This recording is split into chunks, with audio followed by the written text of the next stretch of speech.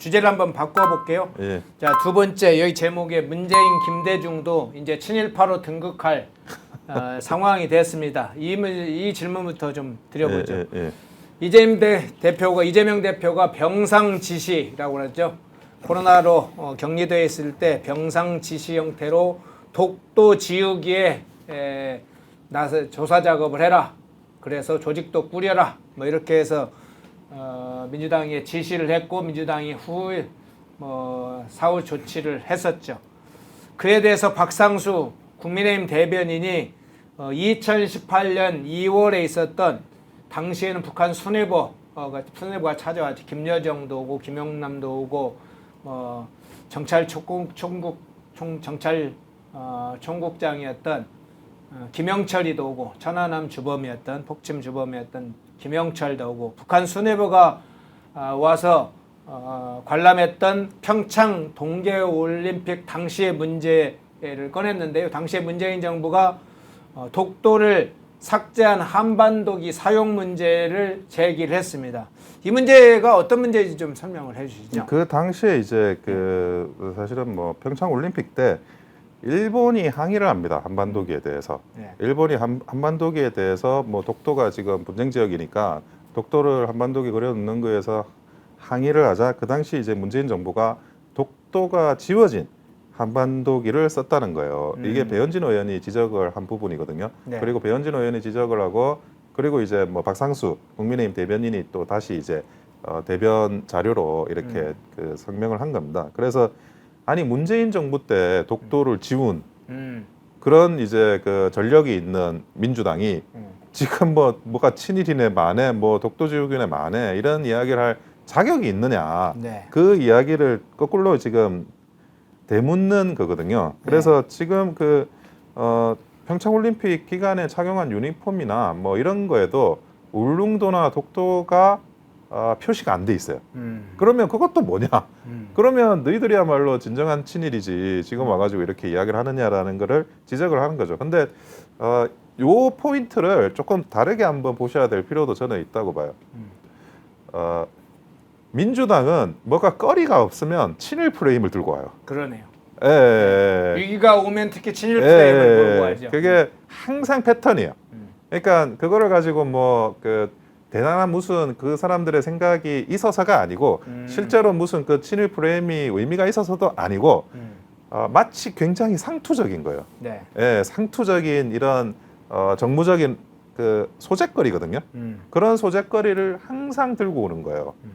그러니까 그러면 이제 민주당도 뭐 별로 할 게 없거나 뭐 새로운 신박한 아이템이 없거나 네. 그럴 때 들고 오는 게 친일 프레임입니다. 네. 예. 근데 이 친일 프레임이 이제 굉장히 시대가 변했죠. 시대가 변하고 지금 엔화가 많이 떨어져 가지고 얼마나 많은 수백만 명이 지금 일본에 여행 갔잖아요. 네. 예, 최근에 그런 것처럼 이미 MZ 세대도 그렇고 신세대도 그렇고 뭐 저희 세대도 마찬가지고 그 친일이다 아니다에 대해서 흥분하거나 아니면 그것을 아주 과거에 얽매인 그런 미래지향적이지 못하는 시선으로 양국 관계를 바라보는 게 굉장히 오래된 골동품화가 돼가고 있거든요. 근데 민주당 같은 경우 그런 친일 프레임이 쑥쑥 들어와요. 그러니까 그게 뭐 정무적인 어떤 팩감이 없으면 막 들어오는 거예요. 그래서 그 정도로 생각을 하셔야 되고 사실 우리 국민의힘도 그런 게 있어요. 그러니까 그게 저는 의미도 있다고 생각을 하는데 당연히 필요하고 반공 프레임 같은 게 훅 들어와요. 어떤 당연히 저는 분단 국가로서 북한과 싸워야 되고 그런 박공가 자체와 투쟁하는 거는 지금 현재 정전 협정 단계에 있는 당연한 의무라고 생각을 하는데 우리도 정치적으로 어떤 지도 그룹에서 이거를 좀 아주 편리한 수단으로 훅 집어넣는 경우가 있어요. 그런 것처럼 민주당도 친일 프레임을 그런 식으로 쓴다. 그리고 오히려 더 많이 쓴다. 우리만 하더라도 이제 반공을 좀 자주 쓰면 이게 뭐 철진한 어쩌나 뭐 내부에서도 비판이 있잖아요. 그런데 일본은 그러니까 민주당은 그런 게 아예 없어요. 이제 철진한 친일 프레임 그만 쓰자. 내부 비판도 없어요. 그냥 쭉 까는 거예요. 그래서 그런 것들을 이제 한번 보시면서 친일 프레임이 득세를 할 때 그럴 때는 민주당이 별로 할 게 없을 때 한다. 그렇게 보시면 됩니다. 네. 자, 문재인이 잘하면 친일파로 등극을 하게 생겼어요. 앞서 말씀드렸던 것처럼 2018년도 평창 동계올림픽 당시에 일본 정부가 항의를 하자 남북 단일템 그의 한반도 기에 독도와 울릉도가 사라지는 표기를 하지 않는 일본 정부가 항의하니까 잘 들어줬으면 지금 같은 프레임 민주당식 주장이면 당연히 친일파죠. 아주 강성 친일파가 되겠네요. 자, 문재인을 강성 친일파로 등극시키는 상황은 뭐 박상수 국민의힘 의원 또 배현진 의원이 제기를 과거에 한 사항이지만 민주당의 친일 프레임 지금 논란에서 발생한 겁니다. 또 하나 살펴볼게요. 자, 김대중 전 대통령 그 사진 한번 띄워주시겠습니까? 과거에 많이 봤던 사진이기도 하죠. 일본 뭐 천황이라고도 하고 일부에서는 일왕이라고 하는데 일단 저기는 히로히토 일왕이라고 했네요. 1989년도에 히로히토 일왕이 천황이 죽자 김대중 대통령이 당시에는 평민당 총재였네요. 가서 저렇게 90도에 가까운 정도 절을 해서 논란이 됐었죠. 고인을 찾아서 인사하는 것 사실은 뭐 당연하다고 보통 보수우파 사람들 생각. 우리 국민들도 상식적으로 뭐 경쟁자 적장이라 하더라도 가서 예의를 갖추는 사례는 역사적으로 많이 있었죠. 문제는 그런데 저걸 이제 보면 민주당식으로 하면 아니 천황한테 가서 저렇게 절을 하면 친일파 수장이 우두머리라고 해야 하지 않을까요?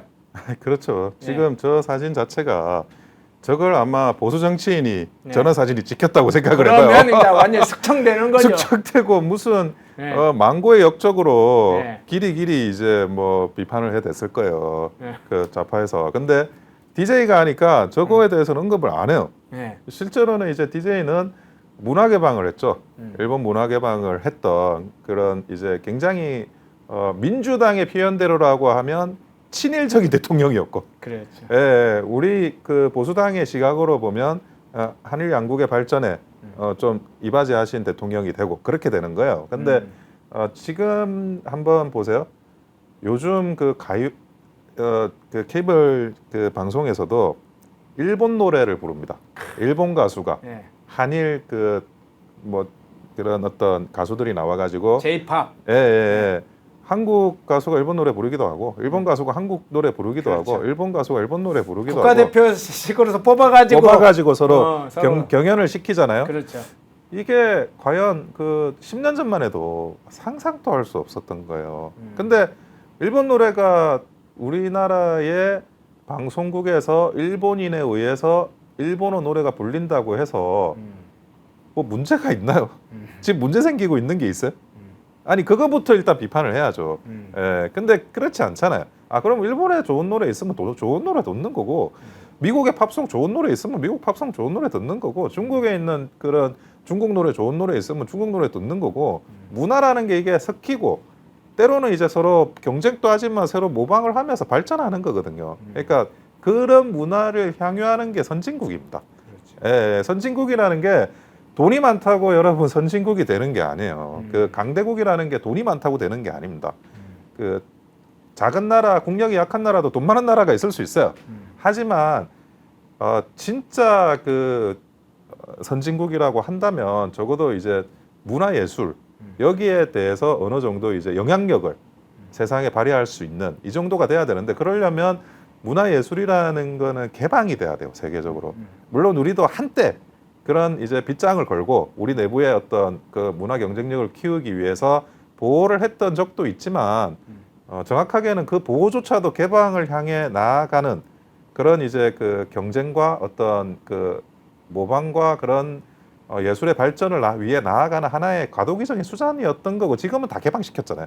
오히려 우리가 그 K-팝이 세계로 나가는 수준까지 갔으니까 그렇게 넓게 생각을 해야 됩니다. 그리고 일본도 뭐 중국도 어느 나라든 다 마찬가지지만 개방된 나라만이 발전할 수 있는 겁니다. 그런 부분에 대해서는 반드시 우리가 후손들한테도 물려줄 나라는 개방된 문화 선진국이에요. 그게 계속 물려줘야만 계속 앞으로 나가는 거지. 어느 틈엔가 빗장을 걸어 잠그고 쇄국을 하고 그리고 그게 이제 정치 논리가 동원될 가능성이 많아요. 그런 이제 좌파들이 하는 친일 프레임도 그런 거죠. 그런 식으로 하다 보면 우리나라는 이제 더 그 수준이 낮아지는 겁니다. 그래서 이런 부분에 대해서 우리 자유우파 국민들께서도 많이 이렇게 생각을 해주셨으면 좋겠습니다. 네. 박종열님이 반일 성동질 아무리 해도 드래곤볼 만화 시리즈는 많이 봤을 걸. 아 그러네요. 예. 그 말고도 일본 만화 재밌는 거 옛날에 어릴 때부터 많이 본 사람들 많죠. 찬란한 빛님 민주당 의원 자식들 미국에 일본에 유학 보내지 마. 만양님 그렇죠. K-팝이 세계에서 인기 있는 것처럼 좋으면 세계 어디서나 좋아하죠. 이은숙님 일본 문화를 개방함으로 우리 문화도 발전할 수 있는 계기가 되었다고 생각함. 아 절절히 그리고 적합한 이야기를 해주셨네요. 양년님 만양님 고맙습니다. 자, 이 질문 마지막 질문 이걸로 하죠. 국민의힘 성일종 의원이 후쿠시마 그 오염 처리수 방류 1년 시점에 이런 얘기를 했어요. 지난해 민주당 박홍근 원내대표였죠. 정청래 최고위원, 유성근, 그다음에 윤영덕 의원, 민주당 주요 인사들이 방류하면 7개월 후에 제주 앞바다에 오염수가 퍼질 것이다. 이렇게 주장을 했다가 최근에는 갑자기 말을 바꿨다. 갑자기 오염수가 우리 바다에 도착하는 건 빨라도 4, 5년에서 10년 후에 일이라고 이렇게 말을 바꾼 걸 성일종 의원이 지적을 했어요. 그러면서 이재명 대표에게 다시 제안을 했습니다.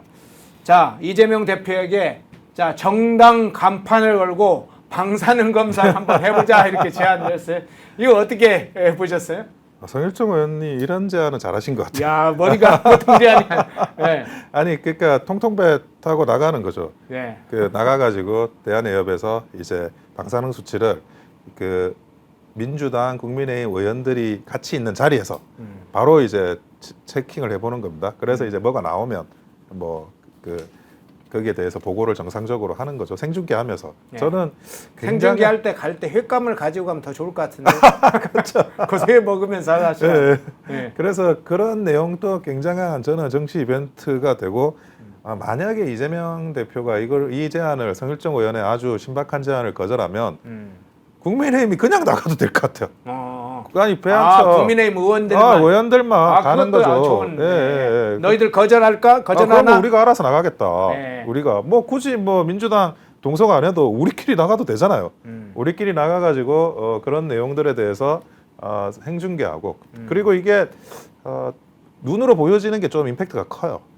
국민들이 이렇게 저 정도 수치가 나오고 의원들이 참여하고 민주당은 참여 안 하고 불참하고 이러면 결국 그 국민의힘의 말이 맞는 거 아니냐 그런 식으로 또 될 수 있으니까 제가 볼 때는 성일종 의원께서 굉장히 좋은 제안을 했고 그리고 민주당의 참석 여부와 관련 없이 나가시라. 관련 없이. 네, 관련 없이 거절하면 거절한 대로 나가시라.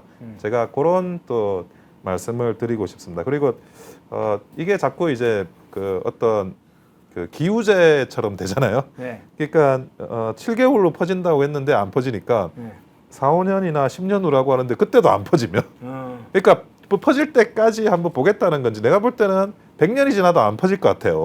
100년이 지나도 안 퍼질 것 같지만 어쨌든 그 본인들이 그렇게 이야기하시면 무슨 그 어떤 옛날에 휴거 같은 뭐 세상에 종말이 온다라는 식의 그런 미신적 휴거 사태 미신적인 그런 정국의 다름 아니다.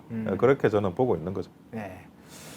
정치인들의 종말론 사실은 그게 그 안에 담겨 있는 생각이네요. 과거에는 계급론자들이 자본주의 체제가 몰락한다고 그랬었죠. 몇 년도 몇 시기가 되면 자본주의 체제는 이 지구상에 사라진다. 그렇게 자본주의 종말론을 주장했다가 다들 거꾸로 다 몰락을 한 상황이었죠. 물론 아직도 그걸 맹신한 사람이 있긴 합니다만 그런데 이런 음모론으로 광우병으로 사드로 이런 후쿠시마 처리수 문제로 또 종말론을 주장하는 그 부분까지 직격을 해주셨네요. 그러니까 계속 용어가 재밌었습니다. 그런 식으로 하는 이유가 일들이 계속 있잖아요. 그 전에 뭐가 있었죠? 밀레니엄 버그. 그래. 밀레니엄 버그가 발생을 한다고 예. 그러면서 그 세상의 전산망이 다 마비된다.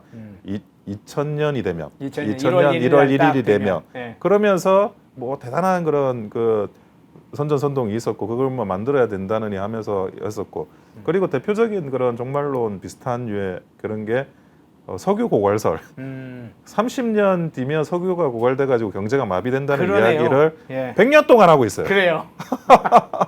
갈수록 기술은 개발되는데 그리고 또 뭐 방사능 그 원자력의 위험성이나 이런 것도 마찬가지고 지금 또 인구가 그 기하급수로 증가하고 식량은 산술급수로 증가하니까 결국에는 기아에 허덕여서 인구가 또 멸종한다 이런 이야기도 있었고 예.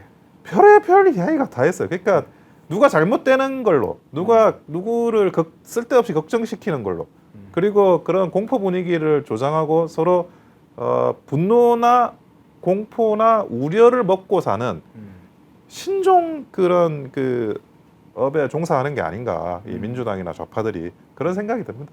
네, 종말론까지도 좀 분석을 했네. 고맙습니다. 자, 이슈 마지막 이슈 하나 좀 더 다뤄보겠습니다. 김남국 얘기는 하고 지나가야죠. 거액의 코인 보유 논란으로 상당히 논란을 일으켰던 김남국 전 의원이 불구속 상태로 기소가 됐네요. 재판 법정에 이제 서는 상황이 됐네요. 지난해 5월 김남국의 위믹스 코인 보유 논란이 불거졌었죠. 그로부터 시간 재보면 1년 3개월이 흘렀는데요. 일단 이후 상황, 이 사건에 대해서 좀 간단히 이야기를 해주시죠. 이거는 이제 그 어떤 사건이냐면 그 위믹스 코인을 김남국 의원이 대량으로 보유를 했어요. 네. 보유를 했는데 그 가상화폐 거래 실명제가 생깁니다. 그 가상화폐 거래 실명제가 시행을 해야 되는데 그 전에는 이제 비실명으로 누구나 보관을 하고 있었거든요. 그 실명제 직전에 이제 그 위믹스 코인을 인출을 하는 거예요. 그게 그 코인을 인출하는 과정에서 이제 뭐 여기저기 그 흔적을 흘리게 되고 그리고 이제 자기의 어떤 계좌를 스스로 공개를 하다가 그게 그 지갑의 어떤 계정이 드러나면서 그게 다시 또 더 커진 문제로 생기게 되는데 그 중에 핵심이 그 전에 이제 김남국 의원은 거지 코스프레를 했었죠. 항상 자기가 가난하다. 실제로 신고된 그런 재산 내역이 그런 코인의 내용이 반영되지 않았다는 거예요.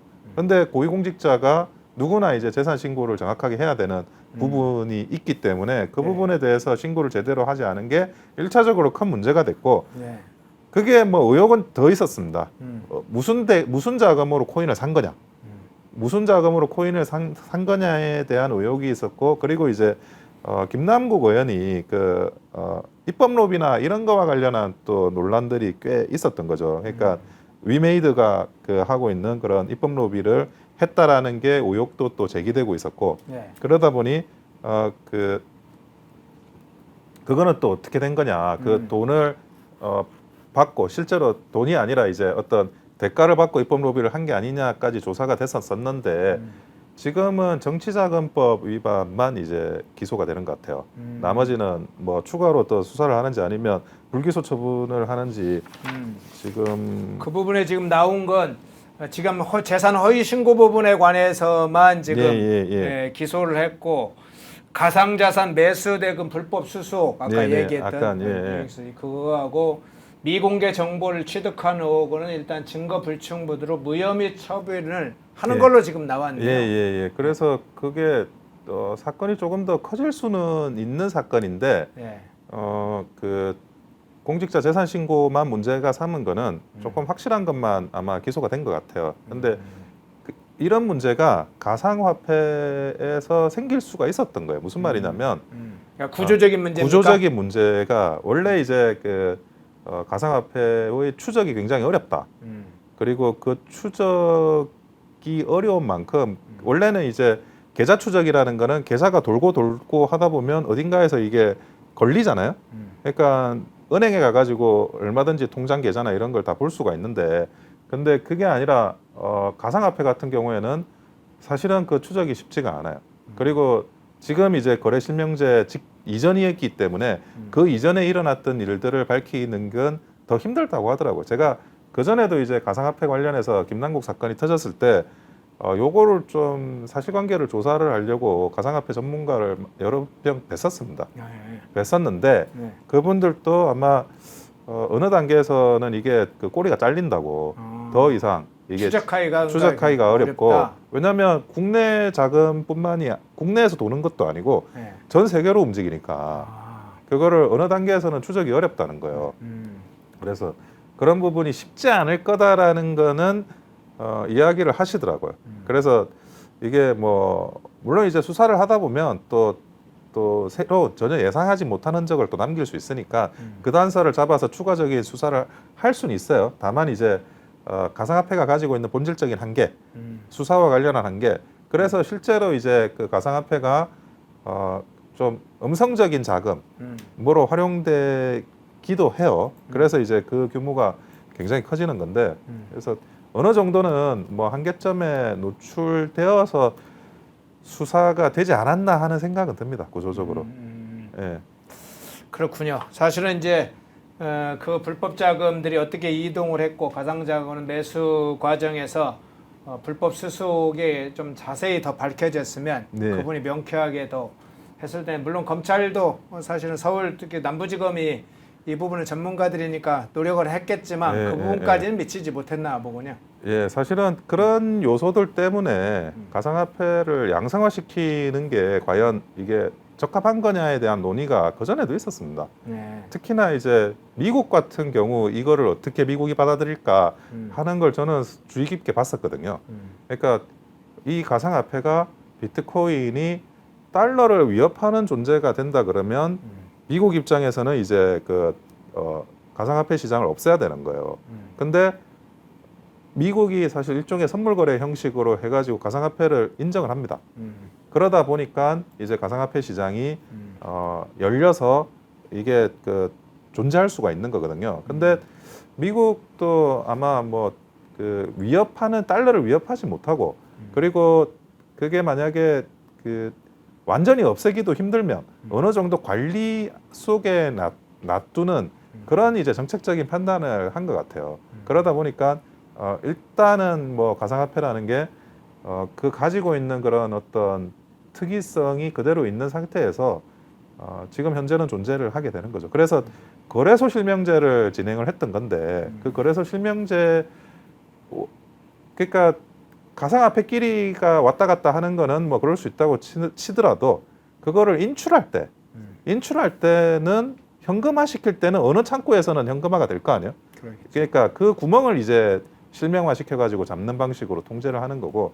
근데 지금 그전이 문제예요. 이게 김남국 그 비트코인 그 가상화폐 문제는 그전 문제이기 때문에 그걸 피해 가려고 그 옮겨놓다가 이제 사고가 난 거잖아요. 그래서 쉽게 이렇게 잡기는 어려운 구조적인 문제는 있었습니다. 애초부터. 네. 예. 가상화폐의 여러 가지 시스템 자체까지도 좀 일부 설명을 드렸는데요. 사실은 김남국이 그렇게 논란이 됐던 이유 중에는 코인 논란 자체도 있지만 평소에 김남국이 보여주는 가난 코스프레, 뭐 그렇죠. 구멍난 예. 신발 운동화를 신고 다닌다. 나는 매일 라면만 먹고 다닌다. 정청래와 방송에서 나 돈이 없으니 한 푼 줍쇼 하고 막 후원금 모고 막 이런 그런 일종의 가난 서민 코스프레 같은 이런 좀 유선적인 행동 때문에 문제가 된 거 아닙니까? 그렇죠. 그게 너무나 뭐 그전에 이제 박주민 의원도 네, 그랬네요. 예, 거지갑 네. 그 코스프레 하시고 예. 그리고 김남국 의원도 마치 거지라면서 가난하다면서 코스프레하고 근데 이게 굉장히 위선적이고 그리고 그 국민들의 약간 뒤통수를 친다고 할까 그런 느낌으로 국민들께서 받아들일 수밖에 없어요. 근데 요런 거 좀 다른 차원을 한번 생각을 풀이가 있는데 보수당에서는 그런 게 없습니다. 보수당에서는 네. 내가 설사 가난하더라도 가난하다고 드러내는 그런 그 정치 클래스라는 게 없어요. 없어도 있는 것처럼 하거든요. 근데 민주당은 있어도 없는 것처럼 해야 돼. 이게 민주당과 그 국민의힘이 가지고 있는 보수당과 이 좌파 정당이 가지고 있는 아주 큰 이 패턴의 차이인 것 같아요. 그런데 정말 이제 과거에 뭐 그 보수 정권이 계속 정권을 잡고 그랬을 때는 그 민주당이나 이런 데서는 정말 뭐 가락지 팔고 비녀 팔고 뭐 그렇게 후원을 했다고 하더라고요, 정치인들을. 정치인들이 야당 생활 오래 하니까 뭐 돈이 없고 그러니까 그렇게 했다 그러는데 지금은 뭐 그럴까요? 지금 오히려 글쎄 뭐 오히려 또 돈 많으신 분들이 굉장히 많이 가 있잖아요, 민주당 의원으로. 그런데도 이상하게 자기가 뭐 돈이 있으면서도 김남국 의원이나 뭐 그런 분처럼 김남국처럼 이렇게 거짓 코스프레를 해야 뭔가 이렇게 받아들여지는 그런 분위기가 돼 있는데 보수당에서는 그렇지는 않습니다. 보수당에서는 그 돈이 없다고 거짓 코스프레 계속하면 약간 저 사람 무능하구나 이렇게 생각을 해요. 능력이 없는 사람이 정치는 왜 하지? 약간 이렇게 생각하는데 그게 참 그 위선적이면서도 아주 민주당에서 보이는 특이한 그런 모습입니다. 예. 예. 그 얘기다 보니까 2000년대 벤처붐이 불 때요. 그리고 네네. 그 후에 뭐 또 몇 차례 다른 거 있었습니다만 당시에 그 586 운동권들이 엄청나게 주식 투자를 했어요. 네. 부동산도 엄청 그 이후에 사고. 그러니까 부동산 주식 투자가 문제라는 게 아니라 예. 예? 그 사람들이 평소에는 부동산과 주식 투자에 대해서 굉장히 경멸을 하다 했던 사람들이 실제로 오히려 거기에 막 엄청 열정을 쏟고 재산 투자를 하고 해서 사실 지금 586 상당수의 지금 50대 후반, 60대 초반의 사람들 중에 거부들이 많죠. 아유 그 386, 486, 586으로 넘어오면서 우리나라 최고의 자산가 그룹을 이미 형성했어요. 예. 586들이. 예. 그러면서 한편으로는 뭐 정의를 이야기하고 조국처럼 자기 자식은 이제 가재 붕어 개구리하고 다르다 하면서 어떻게든 그 학벌을 만들어 주려고 하는 노력을 하고 그런 위선적인 모습은 사실은 이게 국민들께서 어느 정도 인지하실 거라고 봐요. 그러니까 다만 이제 보수당은 그래서 너네는 뭐 할 거냐 하는 그 질문에 이제 보수당이 답해야 되는 시점이 온 거예요. 그러니까 제가 이제 보면 10년 동안 그 보수당에 있으면서 보면 보수당은 좌파 정당의 여집합처럼 작동을 해요. 그러니까 좌파 정당이 무슨 그게 설사 말이 안 될지언정 막 던져 기획을 하고 어젠더를 던지고 뭐 콘텐츠를 던져 그거를 막 뒤늦게 막 따라가고 그런 좌파 따라잡기를 하고 그렇게 그 프레임 하면서 안에서 자꾸 그 프레임 안에서만 자꾸 노는 거예요. 그러니까 우리가 뭐냐, 우리가 누구냐, 우리는 무엇이냐 여기에 대한 긍정적인 적극적인 정의를 내리는 게 아니라 그 좌파 진영이 던져놓은 거를 반대하는 거나 아니면 따라가는 게 우리의 그 정체성이 돼 있는 거예요. 근데 지금 그 좌파 정당이 하는 그 어떤 컨텐츠도 이미 다 그 소진이 됐거든요. 대표적인 게 이제 그 정의당이 사라지는 거예요. 정의당이 과거에 이제 뭐 민주노동당 네. 그런 거 하면서 무슨 그 어떤 어젠더를 선도하는 게 있었잖아요. 더 이상 선도할 어젠더가 없어지면서 PC 좀 이야기하다가 페미 이야기하다가 지금 완전히 사라졌잖아요. 그런 것처럼 더 이상 좌파 따라잡기를 해도 안 되고 더 이상 좌파의 여집합처럼 좌파가 뭐 던지면 그때 가서 이제 반응하는 그런 보수당이 돼서도 안 되는 거예요. 우리가 무엇인지 우리가 누구인지를 스스로 적극적으로 정의를 해야 그래야지 그 보수당의 진정한 2.0이 시작이 되는 겁니다. 그런 과정에서 뭐 많은 뭐 그 새로운 체제가 만들어내려고 하는 그게 뭐 어느 지도부의 문제는 아니고 항상 있었어요. 보수당에서도 뭔가를 좀 바꿔보자, 뭔가를 좀 발전해보자, 뭔가를 해보자 그랬는데 결국 그 컨텐츠와 어젠다에서 여집합적인 요소, 따라잡기 요소를 극복하지 못하면서 계속 그래 뭐 민주당 얘네들이 이상한 건 알겠어. 우리 보수당, 국민의힘, 뭐 자유한국당, 미래통합당 니들은 뭔데? 라는 답을 오랫동안 우리가 찾지는 못하고 있다. 그거를 이제 찾는 게 그게 어느 지도부가 들어오더라도 그게 가장 중요한. 오히려 3년 뒤에 대선에서 정권을 재창출할 수 있는 가장 중요한 미션이 될 거다라는 생각을 합니다. 네. 자, 김남국 지난번에 지난해 5월부터 해서 코일 논란으로 상당히 비난이 쇄도하자마자 그때 탈당을 했었잖아요. 그렇죠. 민주당을 탈당을 하고 마치 무소속 신분으로 활동을 하는 것처럼 하다가 지난 총선 때 결국은 조국혁신당으로 다시 네. 입당을 했고 조국혁신당으로 가만있어 봐. 조국혁신당이 아니죠. 저 더불어 비례정당 예, 맞아요. 더불어 시민연 자 이름도 이제 딱 거기에 이제 비례민주당 위성정당에 거기에 입당을 했고 결국은 두 개 통합되면서 지금은 민주당으로 다시 복귀한 꼴이 됐잖아요. 이제 최근의 상황을 보면 정치권에 복귀하려고 살살 시동을 거는 것인지 홍준표 시장을 공격했어요. 홍준표 시장이 최근에 이제 괴담 선동에 대해서 이야기를 하면서 청산 가리 김규리 뭐 이 문제 비판하니까 뭐 돼지 발정제 드셨냐 하면서 김남국이 홍준표 시장을 쏘아 붙였어요. 정치 이렇게 복귀에 시동을 거는 겁니까? 어떻게 해석하세요? 정치를 반드시 다시 하고 싶어 할 거예요. 자기가 가지고 있는 이런 여러 가지 문제들을 어떻게든 사법 리스크를 좀 그 마무리 짓고 다시 복귀를 하려고 할 거고 그리고 이런 부분인데 만약에 민주당이 정권을 교체해가지고 다음에 그 민주당 정권이 들어서면 김남국 의원이 가지고 있던 실제로 뭐 이번에 재산 신고 관련해서 유죄 판결이 확정되더라도 그걸 사면시키려고 할 거예요. 그러니까 자기는 그 민주당 정권 하에서 어떻게든 그 사면을 노릴 수도 있기 때문에 자신의 정치 재기라는 거는 멀리 있지 않다라고 생각할 수 있는 거죠. 3년 뒤에 대선이잖아요. 3년 뒤에 민주당에서 대통령이 나와요. 그러면 그리고 나서 1년 뒤에 총선이에요. 당연히 그러면 1년 사이에 사면을 자기가 그 사이에 받아가지고 다음 이제 총선에 나설 수 있다라는 계산을 해요. 그래 해서 할 수밖에 없고 정치인이니까. 그러면 이제 지금부터 뭔가 좀 예열을 하고 어떤 이야기를 하려고 할 겁니다. 그거는 본인이 이제 또 젊고 그리고 이제 뭐 어쨌든 돈은 많잖아요. 또 그 거짓 코스프레는 가짜였지만 돈도 자기가 있겠다. 자기도 정치인물 한번 의연하면서 먹었겠다.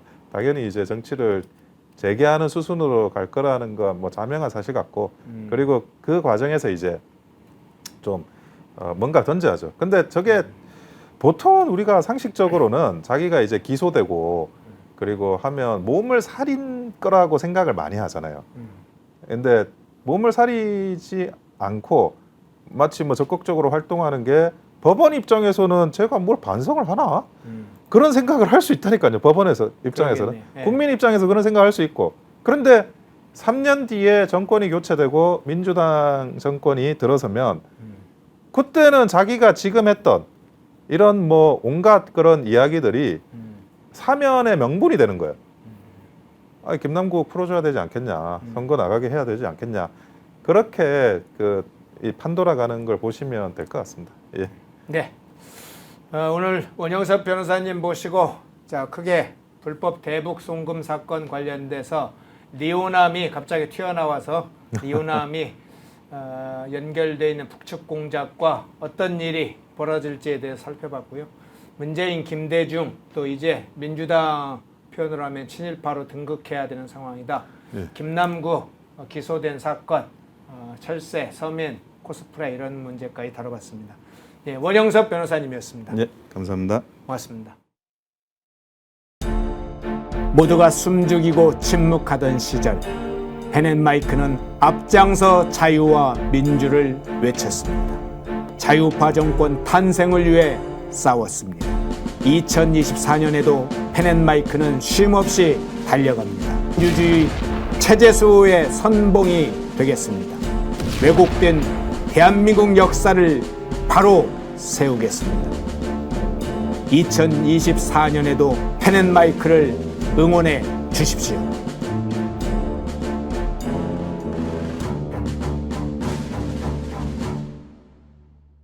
인터넷 검색창에 펜앤마켓을 검색해 주세요. 펜앤마켓은 펜앤드마이크 구독자분들을 위한 종합 쇼핑몰로 좋은 상품으로 온라인 최저가를 목표로 하는 마켓입니다. 많은 관심과 사랑 부탁드립니다.